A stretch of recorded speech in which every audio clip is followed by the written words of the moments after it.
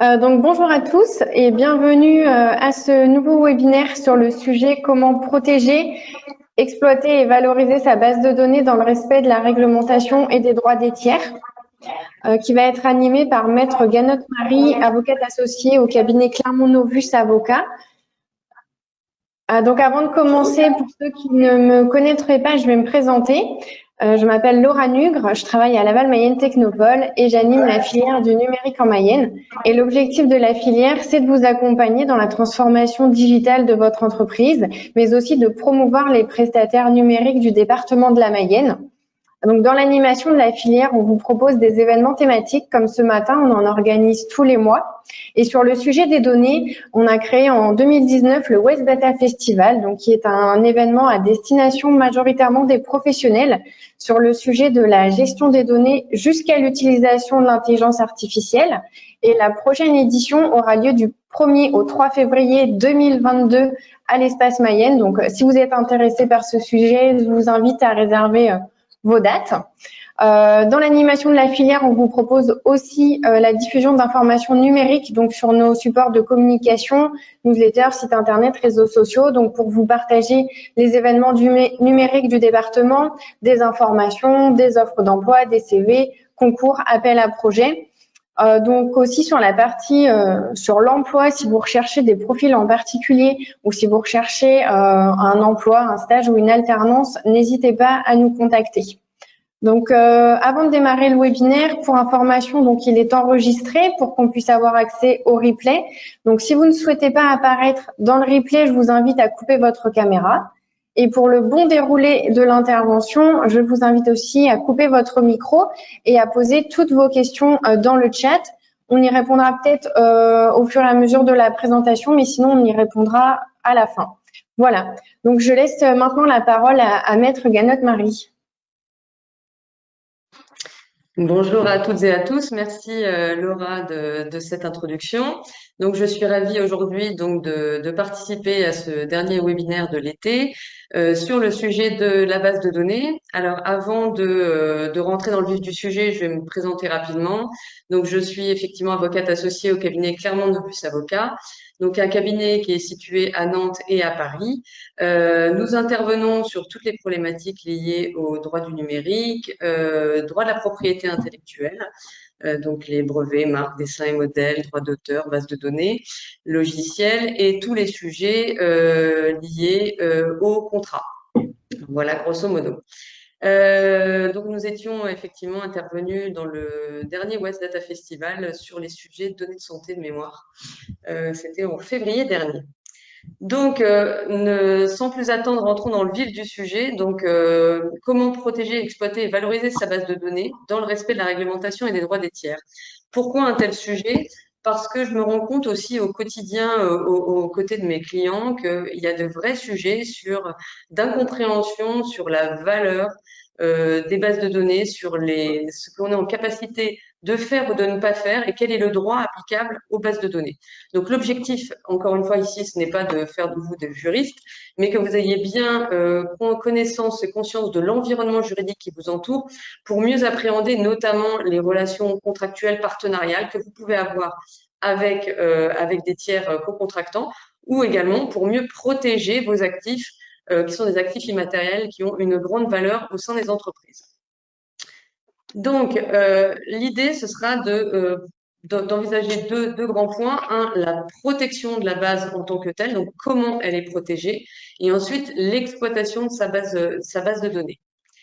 Sur la protection de la base de données, on voit qu'on a deux droits finalement qui s'appliquent à la protection par la protection de la base de données. On a la protection par le droit d'auteur et on a la protection, ce qu'on appelle par le droit sui generis. Vous allez me dire quels sont ces gros mots. On va venir expliciter plus avant ces éléments-là. Donc déjà, la protection par le droit d'auteur. Qu'est-ce qu'on entend par là? La protection par le droit d'auteur, c'est la protection de la forme et non du contenu de la base de données. Donc, on a été la protection de la base de données par le droit d'auteur. Donc, l'objectif du droit d'auteur, c'est de protéger effectivement les créations intellectuelles, les créations artistiques, etc. Il s'avère que le droit d'auteur s'applique également à la protection la protection des bases de données. Donc, le droit d'auteur va venir protéger non pas le contenu en tant que tel de la base, alors on va voir après que ça pourrait être le cas, mais là, l'idée, c'est de protéger ce qu'on appelle le contenant, la forme, la structure de la base. Donc, ça nécessite quoi? Ça nécessite, sans rentrer dans trop de détails, mais ça nécessite de répondre aux critères d'originalité qui est retenu par la jurisprudence française, donc critère d'originalité de la structure de la base. Donc, à quoi ça correspond? Ça veut dire qu'on doit avoir des données qui sont organisées d'une certaine façon, d'une certaine manière, une classification qui est mise en œuvre et qui répond à une certaine originalité, en tout cas qui ne découle pas d'une certaine logique à raison de la constitution de la base. Si on est dans une base client, effectivement, le fait de mettre les noms, prénoms, etc., dans des colonnes, dans une structure, ça ne va pas avoir, je dirais, le choix et la disposition des matières et des données ne répondra pas aux critères d'originalité requis par le droit d'auteur. Mais pour autant, on a certaines bases de données qui peuvent répondre à ce critère-là d'originalité, où on doit retrouver ce qu'on appelle l'empreinte de la personnalité de l'auteur. C'est le terme que vous retrouverez systématiquement en matière de droit d'auteur pour justement justifier de cette protection. Donc, il faut une conception particulière qui marque l'effort d'une recherche. On a pu avoir des jurisprudences qui précisaient qu'effectivement, un annuaire a pu être considéré comme original à partir du moment où sa conception était particulière, qu'il y avait une classification qui marquait l'effort d'une recherche, d'une sélection, d'une synthèse particulière, notamment dans l'agencement des données, et que partant de là, eh ben, l'auteur de cette base avait fait preuve d'une certaine originalité, d'un apport intellectuel, et qui faisait que la structure de la base pouvait faire l'objet d'une protection. Alors, je vais être tout à fait honnête et transparente avec vous. La protection par le droit d'auteur est quand même quelque chose qui est assez difficilement, qu'on retrouve assez difficilement de manière générale. C'est assez peu reconnu par les tribunaux dans la mesure où justement la recherche de cette originalité, le critère d'originalité est difficilement atteignable. Tout à l'heure, je vous ai dit effectivement que l'objectif était de protéger la structure de la base. Mais on voit que parfois, le contenu d'une base de données peut également faire l'objet d'une protection par le droit d'auteur à partir du moment où le contenu de la base est ce qu'on appelle correspond à une œuvre originale. C'est-à-dire qu'on va avoir des données qui vont être traitées, originales, et qui vont pouvoir être protégeables au titre du droit d'auteur. Donc, on fait effectivement le distinguo entre des données brutes, qui vont être des données, comme je reviens sur mon fichier client, un CRM avec des données de clientèle, nom, prénom, email, etc. Ça va être de la donnée brute sur laquelle il ne va pas y avoir de protection particulière. Mais une donnée traitée qui va être par exemple une photographie qui va être contenue dans une base de données, et ben pour le coup, si elle répond effectivement aux critères requis par le droit d'auteur pour obtenir cette protection, alors le contenu de la base de données va être protégé. Une photographie qui effectivement révèle l'empreinte de la personnalité de l'auteur va pouvoir être protégée au titre du droit d'auteur. Donc ça, c'est vraiment un point important, c'est la protection, je dirais, qu'on peut retrouver en matière de droit d'auteur. Bon, encore une fois, c'est un droit qui est difficilement appréhendable et la jurisprudence est quand même assez peu encline à accorder une protection par le droit d'auteur. Pour autant, qui va être protégé par ce droit d'auteur? Premièrement, c'est l'auteur de la base de données. Donc souvent, on va le confondre avec le producteur, celui qui produit, qui génère cette base de données. Lui va être protégé au titre du droit d'auteur. À savoir qu'en général, le droit d'auteur, on accorde les droits sur une personne physique. Donc c'est celui qui va être à l'initiative de la base de données, une personne physique. Pour autant, on peut aussi se retrouver avec des contenus originaux ou d'ailleurs une structure de base qui va être réalisée par une pluralité d'auteurs. Et donc là, on va pouvoir tomber sous le régime de ce qu'on appelle l'œuvre collective, qui est donc régie par le Code de la propriété intellectuelle. On vous a mis l'article L113.2 du Code de la propriété intellectuelle, où là, effectivement, l'œuvre collective, c'est l'œuvre qui est créée sur l'initiative d'une personne morale, qui peut être par exemple un employeur, et qui va demander à plusieurs personnes, des salariés, de créer une base de données. Donc là, dans ce cas-là, la base de données va appartenir, à partir du moment où elle répond aux critères d'originalité, comme on l'a indiqué, elle va appartenir à l'employeur qui va être donc à l'initiative de la réalisation de cette base de données. Alors, on a le cas de l'auteur salarié, où là, effectivement, il faut savoir que le régime du droit d'auteur est un régime un peu particulier, puisqu'il n'y a pas de cession automatique des droits d'auteur dévolus à l'employeur. Il y a des exceptions dans le droit, notamment en matière de logiciels, mais en matière notamment de base de données, il n'y a pas de dévolution automatique des droits d'un auteur salarié à son employeur, sauf le cas, comme je vous l'indiquais, de l'œuvre collective qui va être générée par plusieurs salariés. Dans le cas d'un auteur salarié seul qui va générer une base de données, dans ce cas-là, il faut prévoir dans le contrat de travail, effectivement, une clause qui va permettre de céder les droits de l'auteur salarié à son employeur. Ça, c'est un point très important. Sur les durées de protection, on voit que la protection par le droit d'auteur, c'est toute la durée de la vie de l'auteur, plus 70 ans après la mort de l'auteur. Alors, il y a le cas de l'œuvre collective où effectivement, on attend la mort du dernier auteur pour que le droit s'éteigne.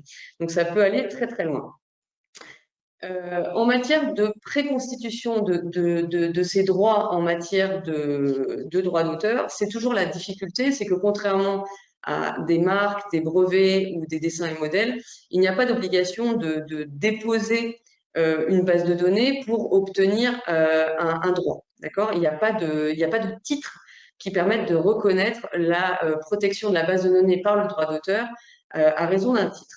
Donc c'est pour ça que souvent il est recommandé, lorsque l'on souhaite effectivement se préconstituer les preuves de son droit d'auteur, de réaliser un dépôt dit probatoire auprès donc de l'Agence pour la protection des programmes, par exemple, qui va être donc une agence qui est reconnue d'utilité publique et qui va recueillir tous les dépôts des bases de données, des logiciels, et qui va permettre de dater la création de la base de données à un instant T. Donc ça, c'est un point très important. Ce dépôt probatoire, ça permet effectivement, le jour où il y a un contentieux, où il y a un tiers qui vient dire, bah non, en fait, j'étais titulaire des droits sur la base de données, de pouvoir prouver qu'à un instant T, au moment où j'ai déposé ma base de données, par exemple auprès de l'Agence pour la protection des programmes, j'étais bien titulaire des droits sur cette base. Donc ça ne permet pas de générer un droit, ce dépôt, mais ça permet de se préconstituer des preuves. On peut bien évidemment faire également des dépôts probatoires auprès d'un huissier, auprès de l'INPI avec les enveloppes solo électroniques, je ne sais pas si vous connaissez, mais voilà, il y a différentes possibilités pour procéder à ces dépôts probatoires. En ce qui concerne le droit sui generis, je vous ai dit tout à l'heure qu'il y avait deux façons de protéger les bases de données. On a la protection par le droit d'auteur et on a la protection par le droit sui generis. Qu'est-ce que c'est que ce droit sui generis? C'est un droit qui est apparu, je dirais, dans les années 90, parce qu'on s'est rendu compte que justement, il y avait beaucoup de producteurs de bases de données qui ne bénéficiaient pas d'une protection par le droit d'auteur parce qu'ils n'étaient pas dans la capacité de prouver cette originalité qui est requise par le droit d'auteur pour que la base de données soit protégée. Donc, grosso modo, on se retrouvait avec des personnes, des producteurs qui investissaient pourtant beaucoup d'argent sur des bases de données et qui pour autant ne bénéficiaient pas d'un retour sur investissement sur tout le temps passé à la constitution, à la création de leur base de données. Donc, le législateur, donc c'est au niveau européen qu'il est venu légiférer sur les bases de données et on a créé ce droit sui generis, ce qu'on appelle le droit du producteur de base de données. Donc, ce droit du producteur de base de données a été codifié en droit français dans fin des années 90 à l'article L341-1 du Code de la propriété intellectuelle. Et grosso modo, donc c'est un droit qui est donc indépendant du droit d'auteur et qui vient beaucoup protéger plutôt le contenu de la base. Donc on va venir détailler ce qu'on entend par contenu de la base. Donc qui est protégé? Donc, on a dit que c'était le producteur de la base de données. Donc, c'est la personne qui prend l'initiative et le risque des investissements correspondants. D'accord? Donc, c'est la personne qui va vraiment prendre le risque de constituer cette base de données, de générer, je dirais, tout cet investissement, le temps homme, l'investissement des machines, l'investissement le rassemblement des données, la vérification des données, tout ce temps-là, qui est un temps qui n'est pas valorisé par, je dirais, ce droit d'auteur, qui va pouvoir être protégé. Donc, on voit que ce qui est intéressant, c'est que ce droit du producteur de base de données, il s'applique à toutes les bases de données, qu'elles soient originales ou non. Donc, justement, c'était pour venir pallier le défaut de protection par le droit d'auteur.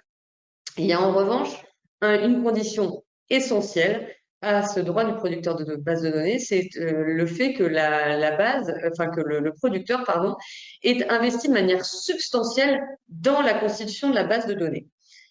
Et je vais revenir plus avant sur cette notion d'investissement substantiel parce que c'est vraiment un point très important et qui fait l'objet de nombreuses discussions, notamment devant les tribunaux. Il faut savoir aussi que la durée de protection du droit du producteur de base de données est de 15 ans. Alors, on va y revenir aussi, mais souvent la question se pose, c'est de dire c'est 15 ans à partir de quoi? Eh bien, c'est 15 ans à partir je crois que je le dis juste après, non. Donc, c'est 15 ans à partir de la première mise à disposition de la base de données ou de l'achèvement de la base de données. Donc, la question souvent qui se pose, c'est de dire, oui, mais quand moi, je fais évoluer ma base de données, est-ce que la protection repart?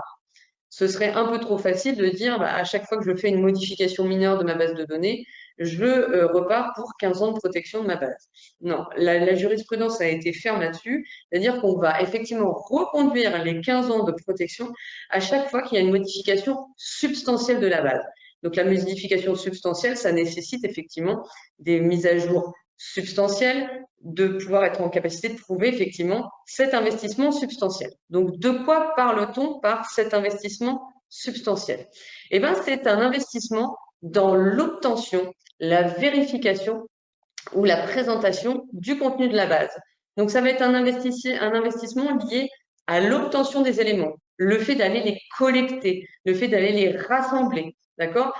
Tout l'investissement lié à la vérification des éléments, vérifier s'ils sont fiables, vérifier que les données ne soient pas obsolètes, vérifier que les données soient actualisées.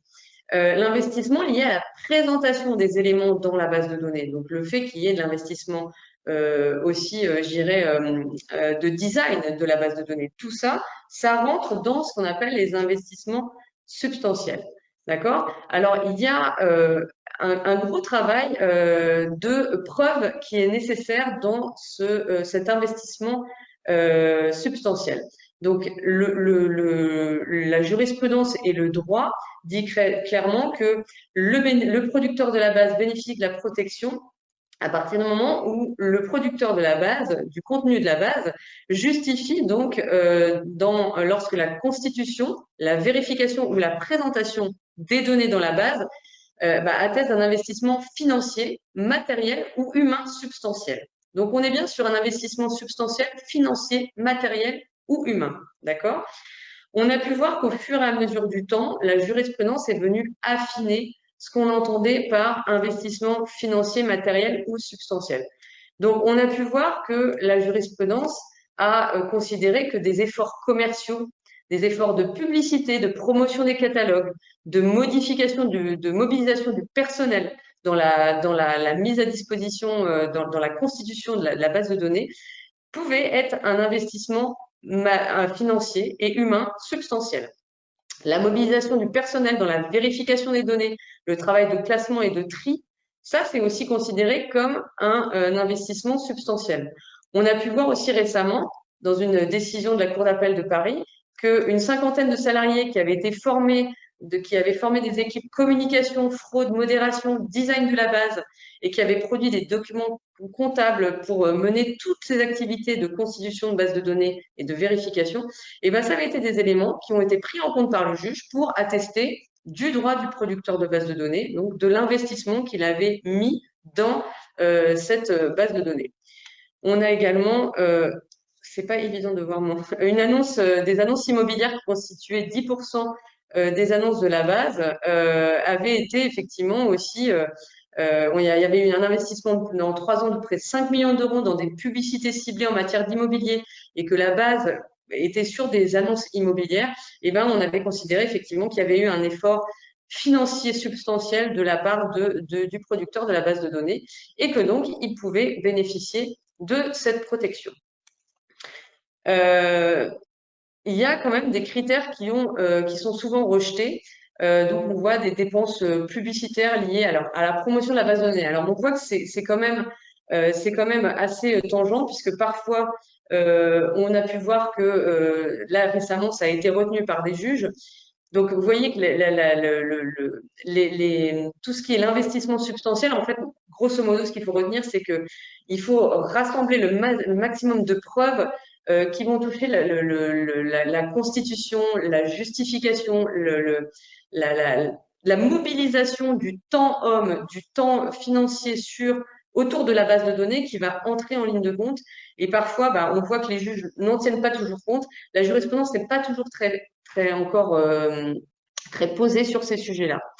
Des dépenses salariales qui n'ont pas été suffisamment clairement énoncées comme étant des postes de travail affectés aux tâches de base de données, aux tâches de vérification des bases de données. Là, on a considéré que ça ne rentrait pas en ligne de compte. Donc voilà. Un point important, c'est aussi que la jurisprudence a toujours refusé de reconnaître comme étant un investissement substantiel tout le travail qui est mis en œuvre pour la création du contenu de la base de données. Le contenu de la base de données n'entre pas dans le droit du producteur de base de données. Alors, je vais vous illustrer un peu toute cette, je dirais, cette jurisprudence qui est assez abondante en matière de base de données autour d'une jurisprudence qui date de 2010 sur France Télécom, qui est quand même assez intéressante puisque France Télécom à l'époque avait, avant qu'il devienne effectivement Orange, avait constitué une base de données autour des pages jaunes. Donc, il avait constitué donc tout un annuaire autour des pages jaunes, en partant donc de ces pages jaunes, et ils avaient constitué une base de données pour justement valoriser toutes les données qu'ils avaient autour des pages jaunes. Il s'avère qu'il y a une entreprise qui est venue collecter, on va voir derrière le droit du producteur de base de données, ce qu'il peut faire derrière, mais qui est venu récupérer les données de cette base de données constituée par France Télécom, donc Orange. France Télécom s'est ému de cette extraction de cette base de données et donc a attaqué la société à raison de son droit de producteur de base de données, en disant j'ai effectivement eu un investissement substantiel dans la constitution, la vérification et la présentation du contenu de ma base. La société en face a dit mais attendez, le France Télécom ne bénéficie pas du droit de producteur de base de données parce que déjà, il était dévolu d'une mission d'intérêt public de créer une base de données page jaune à raison donc de sa mission de service public. Donc, à raison de cette mission-là, il ne pouvait pas être détenteur du droit de producteur de base de données. Cet argument-là a été balayé par le juge. Donc, c'était un argument qui était important parce que derrière, il y a justement les critères qui ont été de la preuve d'investissement financier qui ont été repris dans cette jurisprudence.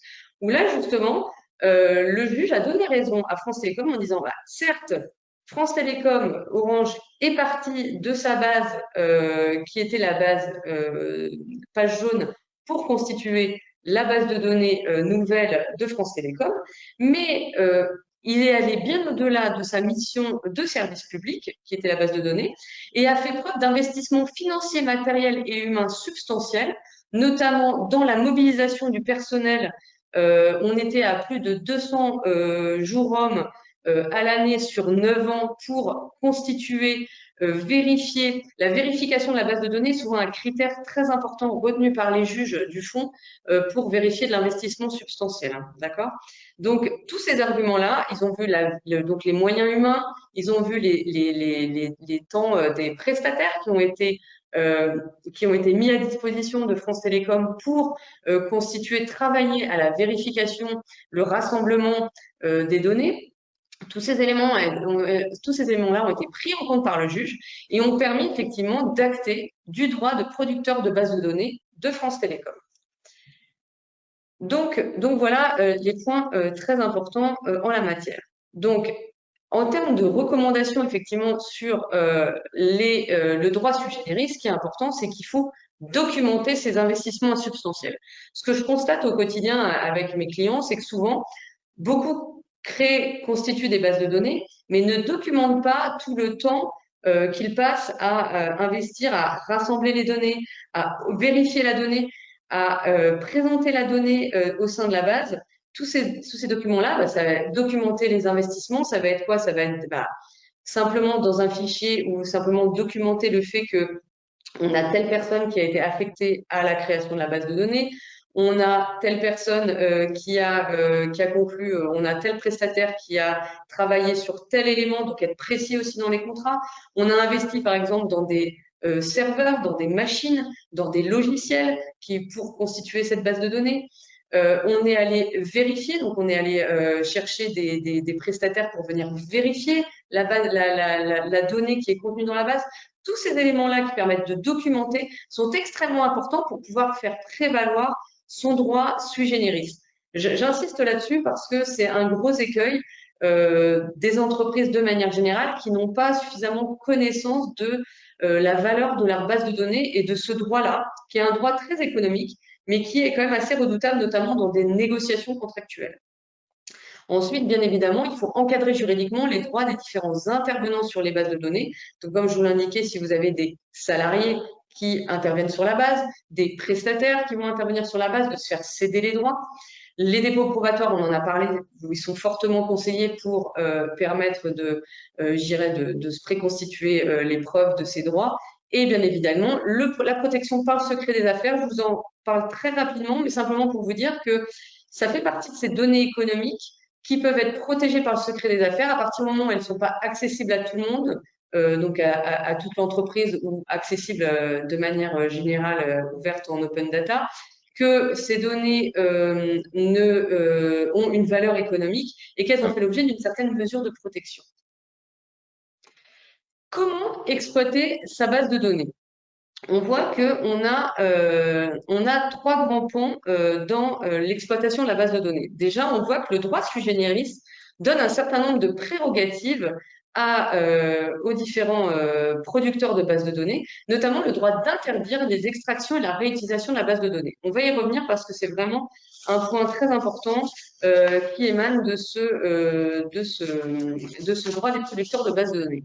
Ensuite, bien évidemment, on peut réglementer l'exploitation de sa base de données par des tiers contractuellement. Donc ça, c'est aussi un point très important sur lequel on va revenir et qui va notamment être important dans la valorisation de sa base de données. Et bien évidemment, l'exploitation de sa base de données doit être faite dans le respect de la réglementation applicable en la matière. Donc, l'exploitation de la base par le producteur de base de données. Quel est le droit qui est donné au producteur de base de données? On lui donne un droit fondamental, c'est le droit d'interdire toute extraction ou réutilisation d'une partie substantielle du contenu de sa base. Le deuxième droit, c'est le droit d'interdire donc l'extraction ou la réutilisation répétée et systématique de parties qualitatives ou quantitatives du contenu de sa base. Alors, ça veut dire quoi tout ça? Ça veut dire qu'en gros, un producteur de base de données peut clairement empêcher tout tiers qui vient se connecter, se plugger sur sa base de données et venir recueillir, collecter de manière massive le contenu total de sa base de données, donc le contenu quantitatif, ou un contenu qualitatif de sa base. Donc ça, c'est vraiment important. Le deuxième point, ça empêche également tout tiers de venir se plugger sur une base et de venir collecter de manière ponctuelle, mais répétée, des données qualitatives ou quantitatives. Donc, c'est vraiment un point très important parce que on peut vraiment agir contre toute personne qui va venir, se positionner dans le sillage économique du producteur de la base de données en gérant, en profitant des investissements du producteur de la base de données, en ayant grosso modo pompé les données et en les repositionnant, en les mettant à disposition de tiers. C'est vraiment des sujets qui sont assez saillants. On les retrouve assez régulièrement dans les faits de copiage de bases de données. On a eu des affaires importantes, notamment sur Le Bon Coin ou sur des bases de données immobilières où il y avait vraiment des extractions massives et on a pu, les producteurs de ces bases de données ont pu faire interdire à partir du moment où ils étaient en capacité de prouver, encore une fois, leur droit de producteur de bases de données. Il faut savoir que la preuve de la violation de son droit peut être faite par tout moyen, donc par des constats d'huissier, par des captures d'écran. Alors c'est vrai que le constat d'huissier a la grande force de permettre de faire prouver par un tiers le fait qu'il y a bien ces extractions. Moi, j'incite vivement mes clients quand on est dans des phases un peu contentieuses, qu'on voit qu'il y a effectivement de la concurrence déloyale, c'est-à-dire vraiment un concurrent qui arrive, qui se positionne dans le même sillage et qui clairement a copié l'ensemble de la base de données, ben on est en capacité, je dirais, avec un constat d'huissier, de prouver de manière assez tangible et de manière assez certaine la copie de la base de données. Il faut savoir aussi qu'il y a des petites astuces. Parfois, des clients mettent aussi de manière volontaire des erreurs dans les données de la base de données, de sorte de prouver facilement que quand les données, les erreurs ont été répétées dans les bases de données concurrentes, c'est bien qu'il y a eu un copiage clairement de la base de données. Donc, l'appréciation, donc le droit d'interdire l'extraction et la réutilisation de la base de données s'apprécie de manière souveraine par les juges du fond. Donc, ça peut être fait en fonction, donc le caractère substantiel de la base de données, donc de la copie de l'extraction de la base, s'apprécie en fonction aussi de l'utilisation qui est faite des données extraites. Donc, on a ici des choses intéressantes qui nous sont dites, c'est-à-dire que de manière l'extraction qualitativement substantielle, eh bien, on va aller regarder si la donnée qui a été systématiquement extraite et réutilisée par le tiers portait sur des informations qui étaient essentielles à l'activité donc du tiers et qui font précisément la valeur de la base de données. C'est ça qu'on appelle la donnée qualitative, c'est que la donnée qui a une vraie valeur, en ce sens où elle fait vraiment la différence, notamment économique, entre un acteur A et un acteur B, et qui fait qu'on va se tourner vers l'acteur A plutôt que vers l'acteur B lorsque l'on va chercher une relation commerciale. Donc c'est vraiment, voilà, le juge va vraiment apprécier si la donnée qui a été extraite de manière illégale était une donnée qualitative pour ce tiers. Est-ce que c'était vraiment une donnée importante? L'autre point important, c'est le côté quantitatif. Le quantitativement substantiel, on va aller plus se référer au volume de données qui a été extrait ou réutilisé et qui a été apprécié par rapport au volume du contenu total de la base de données. Donc là encore, on va aller regarder dans une base de données si c'est l'intégralité de la base, 90%, 80%. Mais ça, encore une fois, c'est quelque chose qui s'apprécie, je dirais, en fonction des cas de figure. Donc là, encore une fois, se préconstituer l'épreuve, d'aller vérifier, d'aller regarder ce qui se passe ailleurs et d'aller faire des constats d'huissier, ça peut être vraiment important.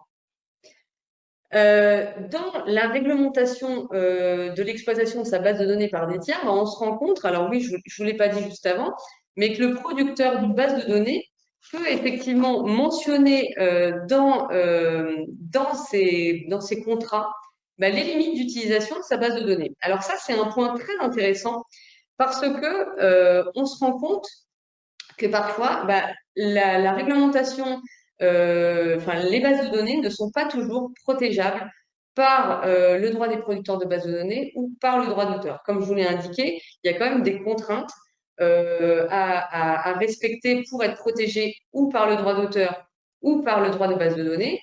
Et donc, parfois, on est dans l'incapacité d'être protégé par le droit d'auteur ou le droit sui generis. Typiquement, pour le droit d'auteur, on n'est pas en capacité de prouver une originalité de la base de données. Et dans ce cas-là, on ne peut pas prétendre à une protection par le droit d'auteur qui nous permet de nous défendre contre des contrefaçons de notre base de données. Et parfois, on n'est pas en capacité de prouver l'investissement substantiel où tout simplement il n'y a pas eu d'investissement suffisamment substantiel de la base de données et donc on n'est pas protégé par ce droit sui generis qui nous permet d'interdire les extractions et la réutilisation massive ou qualitative des données de notre base. Donc, je dirais l'alternative est un petit peu la pirouette qui est faite dans ces cas-là et sur lesquels je vous invite vraiment à y réfléchir, c'est de dire qu'on peut réglementer, cadrer l'exploitation de sa base de données contractuellement. Donc ça veut dire quoi? Ça veut dire que même en échappant à toute la réglementation qu'on a évoquée du droit d'auteur et du droit de producteur de base de données, eh ben, on peut quand même protéger la valeur de notre base de données par nos contrats. Donc là, je vais vous illustrer le propos avec une jurisprudence intéressante qui est la jurisprudence Ryanair, puisque c'est une jurisprudence qui date donc qui date de 2010 et même un petit peu avant, et qui a donné lieu à une décision de la Cour de justice de l'Union européenne, donc qui est un petit peu la Cour suprême au niveau de l'Union européenne, et qui est venue trancher un petit peu le débat en la matière. Le sujet est le suivant. Donc, on avait Ryanair qui reprochait au comparateur de prix néerlandais PR Aviation donc d'avoir utilisé les données relatives à ses vols pour les mettre à disposition des internautes et sachant que PR Aviation réclamait derrière une commission pour toutes les réservations qui étaient effectuées. Et donc, il avait obtenu donc les données via le site de la compagnie low cost Ryanair en faisant des captures d'écran des données de la base de données Ryanair. Donc, il s'était pas trop cassé la tête. Et donc, PR Aviation avait pour autant accepté les termes des conditions générales de la société Ryanair avant de récupérer les données, puisque Ryanair avait pris le soin d'élaborer des conditions générales d'utilisation de sa base de données. Et donc, Ryanair, voyant donc effectivement cette extraction massive de ces données, avait assigné la société PR Aviation au fond et avait demandé effectivement qu'on reconnaisse son droit de producteur de base de données.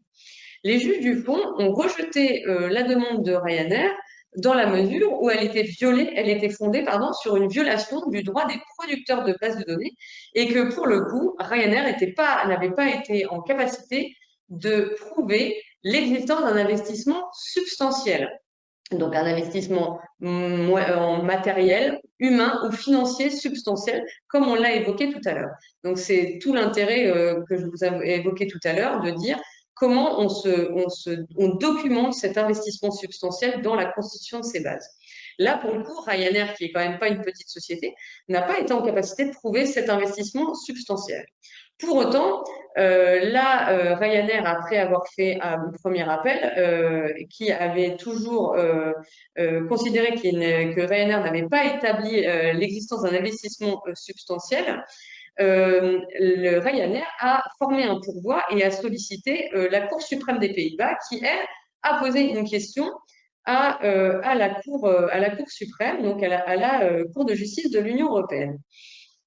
Et la Cour de justice de l'Union européenne s'est positionnée en la matière et a répondu par la négative en disant que effectivement, Ryanair n'avait pas effectivement bénéficié du droit du producteur de base de données, mais que pour autant, même si une base de données n'est pas éligible à aucun des droits mentionnés, elle pouvait librement, protéger le contenu de sa base à travers des conditions générales, et donc renvoyer au droit national pour avoir des dispositions contractuelles qui viennent encadrer, les modalités d'usage d'une base de données.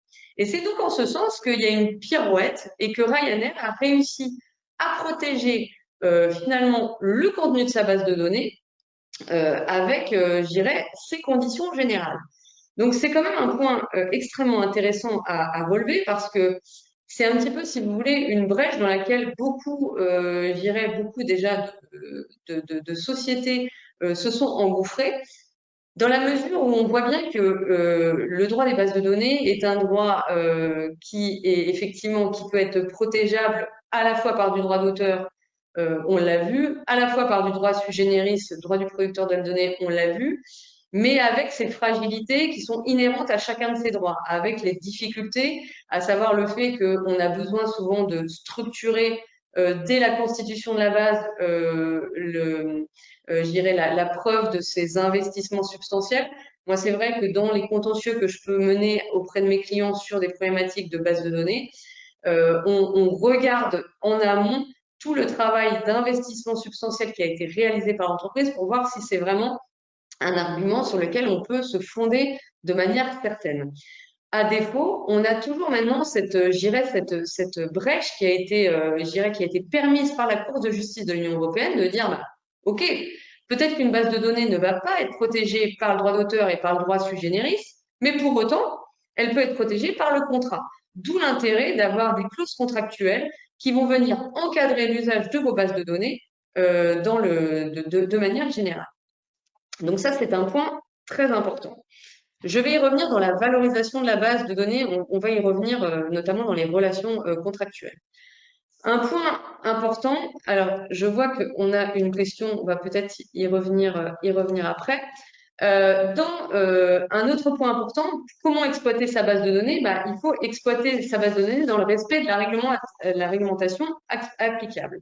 Donc, et ça veut dire quoi? Le respect de la réglementation applicable. Donc déjà, il y a le fameux RGPD. Vous devez tous connaître, à savoir le Règlement général sur la protection des données, qui est venu encadrer depuis 2018, date d'entrée en vigueur, mai 2018, tout le traitement des données personnelles au sein de l'Union européenne, quel que soit finalement, le lieu où se situe la société qui va venir traiter la donnée, qui est peut-être contenue dans une base de données. La donnée qui va être traitée au sein d'une base de données doit respecter le RGPD dès lors que la base de données contient des données à caractère personnel. Donc, le respect du RGPD, ça implique quoi? Ben, ça implique le respect des conditions de collecte des données. Donc, ça veut dire il faut vérifier effectivement le fondement juridique à la collecte de données. Donc, pourquoi j'ai collecté la donnée que j'ai intégrée dans ma base de données? Donc, j'ai potentiellement collecté la donnée pour des raisons de prospection commerciale, pour des raisons de gestion de la relation contractuelle avec mon client, pour des raisons, que sais-je, de traçabilité des données dans le temps. Donc, il y a vraiment, on peut se retrouver avec un certain nombre d'éléments qui vont être en capacité de justifier la collecte de la donnée. Ensuite, un point important, c'est que potentiellement, vous allez demander le consentement de la personne si vous ne rentrez pas dans un des fondements juridiques qui va être effectivement base légale, intérêt légitime, pour des raisons de respect de la relation contractuelle. Si vous n'êtes pas dans un de ces fondements-là, on va avoir un autre fondement qui va être le consentement. Et dans ce cas-là, vous devez faire attention à bien tracer le consentement qui constitue le fondement, le cas échéant, de la collecte de la donnée. Enfin, un point important, c'est si vous faites appel à un prestataire tiers, vous devez effectivement, dans notamment, je dirais, la collecte de la donnée ou simplement le prestataire qui va venir envoyer comment dirais-je, des notifications, des emailings à partir de votre base de données, vous devez vous assurer que le sous-traitant par lequel vous passez, vous avez bien contractualisé avec lui et qu'il respecte bien toutes les conditions dans lesquelles vous lui avez imposé le traitement des données, à savoir strictement la finalité pour laquelle il doit traiter la donnée et qu'il ait mis en place les mesures de protection nécessaires pour protéger la donnée. Donc, on voit aussi que selon la donnée que l'on traite, on ne peut pas traiter la donnée de la même manière selon qu'on est sur la donnée personnelle, je dirais, classique. Si on est dans la donnée non personnelle, on n'est même pas dans le RGPD, donc ça, il n'y a pas de difficulté particulière. Mais là, si on est dans de la donnée dite sensible, c'est-à-dire de la donnée qui concerne des données de santé, des données politiques concernant les origines raciales, etc. Normalement, il y a un principe au sein de la loi informatique et liberté et du RGPD d'interdiction de traitement de ces données sensibles. Après, il y a tout un tas d'exceptions à ces interdictions, notamment dans la gestion de la donnée de santé, où là, il y a un vrai sujet dans la gestion des données de santé et la valorisation de ces données de santé à travers les bases de données. où il faut effectivement respecter toute la réglementation qui va être autour, qui va encadrer ces données de santé. Donc, les mesures de protection à instaurer, bah, effectivement, on va avoir les contrats avec le sous-traitant. La notification des failles de sécurité, c'est un vrai sujet. Ça, vous-même, vous devez, quand vous avez des failles de sécurité, vous êtes censé, et que vous traitez de la donnée personnelle, vous êtes censé informer toutes les personnes auprès de qui vous avez collecté de la donnée de failles de sécurité et de violation de données. C'est comme ça que Orange a été, il y a quelques années, dans l'obligation d'informer de la violation de ces bases de données contenant l'ensemble des numéros de téléphone et des bases de ses abonnés à Orange. Donc, voilà, il y a tout un ensemble d'éléments dont il faut tenir compte. Et le fameux privacy by design, qui est de dire on ne doit traiter de la donnée qui est strictement nécessaire, la donnée personnelle strictement nécessaire pour le traitement pour laquelle j'ai été dans la collecte de la donnée. Voilà pour la réglementation applicable rapidement, puisqu'on n'a malheureusement pas trop de temps en la matière. Le dernier point avant, et je viendrai aux questions, la valorisation de la base de données. Comment on peut valoriser la base de données? Bah, clairement, ce qui est important, c'est que on voit qu'on peut valoriser ces données et sa base de données à travers des contrats de partenariat, du consortium, de R&D. C'est quelque chose qui est vraiment, véritablement fait et qui a une vraie portée vis-à-vis des partenaires. On voit que pour valoriser ces données, il y a quand même des prérequis, à savoir avoir une donnée de qualité et qu'il faut investir dans la sécurité de ces données. Alors, clairement, et ça, j'aurais pu le dire dès le début, mais vous savez bien que à l'heure du big data, les données, c'est ce qu'on appelle le nouvel or noir, c'est une vraie valeur, contrairement à ce que peuvent insinuer parfois certains co-contractants qui vont vous dire, mais finalement, votre base de données sont des données brutes, elles n'ont pas véritablement de valeur. En réalité, on se rend compte que les données sont clairement énormément valorisées à partir du moment où elles sont quand même bien structurées. Vraiment, la donnée et la base de données, ce sont des véritables actifs immatériels, ces actifs clés au sein des entreprises. Donc, il y a une véritable stratégie de valorisation des bases de données et des données qui sont intégrées dedans, qui sont importantes à mettre en place.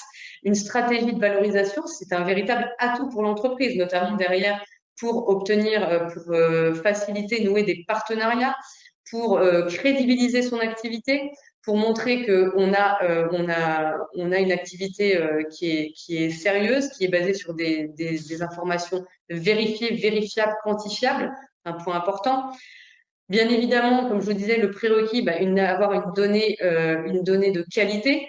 Ça veut dire traiter en conformité avec la réglementation. Ça, c'est un point important. On le voit beaucoup dans des due diligence, c'est-à-dire quand on est dans des audits d'entreprise, lorsqu'il y a des sessions d'entreprise, on voit que souvent on demande comment sont traitées les données. Est-ce qu'il y a une conformité à la réglementation applicable, notamment au RGPD? Ce sont des choses sur lesquelles on est amené à intervenir, nous, en tant qu'avocats, et on se rend compte que ce sont des questions qui nous sont fréquemment posées. D'accord? Une donnée, bien évidemment, structurée va avoir une valeur beaucoup plus importante, une donnée traçable, vérifiable. Tout ça sont des prérequis importants pour valoriser sa donnée. Bien évidemment, un autre point important, je pense que vous en avez entendu parler, investir dans la sécurité de ces données, c'est un point extrêmement important. On voit qu'il n'y a pas plus tard que quelques jours est sorti dans la presse une actualité sur Marriott qui a eu un piratage de sa base de données de près de 500 millions d'invités et de personnes qui étaient donc invitées ou clients de Marriott qui ont été piratées, des personnes qui sont venues se pluguer sur la base Marriott depuis 2014. Donc autant vous dire que de vraies failles de sécurité et derrière ça a des conséquences énormes sur l'image de la société et deux sur les valeurs de bases de données parce que les bases de données se monétisent à partir du moment où les entreprises ont structuré, ont obtenu de manière licite les données au sein des bases de données. Les données se valorisent, se monnaient. Et si vous avez des preuves comme cela que vos bases de données ne sont pas assez sécurisées, ça peut véritablement, je dirais, amoindrir la valeur de vos bases de données. Enfin, le dernier point, c'est valoriser contractuellement sa base de données. Ça veut dire quoi? Ça veut dire que avant d'entrer, comme je vous l'ai dit, les bases de données, aujourd'hui, on voit que dans les relations partenariales, dans les relations contractuelles, aujourd'hui, c'est un véritable atout. Et moi, quand je participe, j'assiste des clients dans la négociation d'accords de partenariat, de consortium, je leur demande systématiquement de regarder un petit peu ce qui peut constituer tous les actifs qui vont être apportés à leurs partenaires ou mis à disposition de leurs partenaires en tant que connaissances propres, par exemple. Et donc là, on va véritablement cartographier les éléments qui constituent la base de données et identifier ceux qui vont être protégés au titre d'un droit d'auteur, d'un droit de producteur de base de données, comme je vous l'indiquais. Donc, se préconstituer la preuve de la création de sa base, comme je vous l'ai dit, avant d'entrer en discussion avec des futurs partenaires, c'est extrêmement important, notamment pour ceux et celles d'entre vous qui sont amenés à participer à des consortiums. Véritablement, avant d'entrer en relation, avant de donner l'accès à vos connaissances propres, à vos bases de données, faites ce travail de cartographie des éléments, préconstituez-vous les preuves des investissements substantiels. Tout ce que vous faites en amont est extrêmement important pour être en capacité de valoriser ces éléments-là.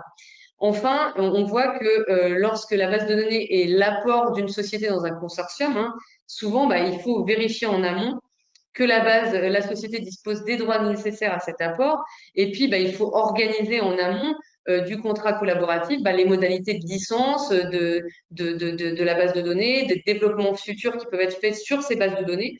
Donc voilà, on peut véritablement valoriser sa base de données à travers les contrats, à travers les partenariats. C'est vraiment un point extrêmement important sur lequel j'attire votre attention. C'est un petit peu difficile aujourd'hui, en si peu de temps, de vous donner autant d'éléments, mais voilà ce que je pouvais vous dire en la matière. J'espère que c'est assez clair. Donc, je vois qu'il y avait une question de monsieur ou madame Moreau. Comment puis-je me protéger de l'extraction de ma base de données cliente par mon commercial qui pourra utiliser après son départ, par exemple, et sera un moyen de négocier sa future rémunération auprès de son nouvel employeur? Alors là, pour le coup, vous êtes plus dans une relation vis-à-vis de votre salarié. Donc, c'est effectivement, il y a deux sujets. Alors, c'est un sujet qui arrive fréquemment, effectivement, je dirais la reprise des éléments d'une entreprise par un ex-employeur, enfin par un ex-salarié auprès de son nouvel employeur. Donc, il y a deux choses. Déjà, c'est dans les contrats de travail, vérifier que vous avez bien comment dirais-je, une clause de non-concurrence qui vous permet de vous assurer qu'il ne va pas venir concurrencer et reprendre les éléments de l'entreprise au sein d'autres employeurs ou d'autres entreprises, parce qu'ils peuvent aussi être amenés à travailler chez d'autres personnes. Une autre façon de faire aussi, c'est dans les clauses de confidentialité des contrats de travail, c'est de bien viser les bases de données dans ces éléments-là. J'espère avoir répondu à votre question. Je me rends compte que ma caméra n'était pas activée. C'est dommageable. J'espère que pour vous, c'était clair. Avez-vous d'autres questions sur le sujet? Bien évidemment, si vous avez des questions ultérieurement, vous pouvez bien évidemment m'envoyer un petit email. De toute manière, la présentation vous sera envoyée par Laura à l'issue de la présentation. J'espère que ça a été assez clair parce que c'est vrai qu'il y avait beaucoup de sujets, beaucoup de choses à dire. Mais voilà, n'hésitez pas à revenir vers moi ou vers Laura si vous avez de plus amples questions. Merci beaucoup pour cette présentation. Vous avez tout dit, hein, c'était très clair. Il y a des remerciements dans le chat. Et puis oui, en effet, on va vous transmettre la présentation avec le petit questionnaire de satisfaction habituel à l'issue de chaque webinaire.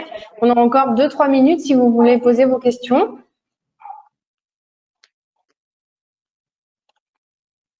C'est vrai qu'il y a beaucoup de choses à dire. J'aurais pu vous illustrer avec beaucoup de jurisprudence. Il y a un vrai sujet, en tout cas, s'il y a bien vraiment quelque chose qu'il faut retenir, c'est que les bases de données ont une vraie valeur au sein des entreprises.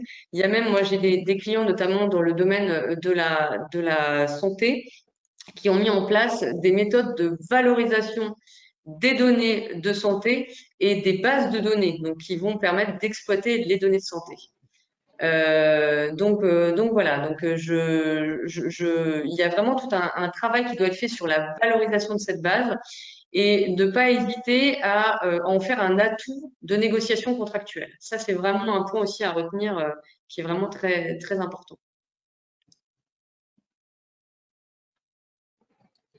Donc, on n'a pas d'autres questions du coup dans le chat. Et ben, je pense qu'on va du coup pouvoir clôturer le webinaire. En tout cas, bah, merci pour cette présentation. Merci à Avec tous plaisir. pour votre présence pour ce webinaire. Et puis, bah, moi, je vous dis à bientôt du coup pour de prochains webinaires ou événements en présentiel à la rentrée. Et puis, je vous dis une bonne journée. Merci, bonne journée à toutes et à tous.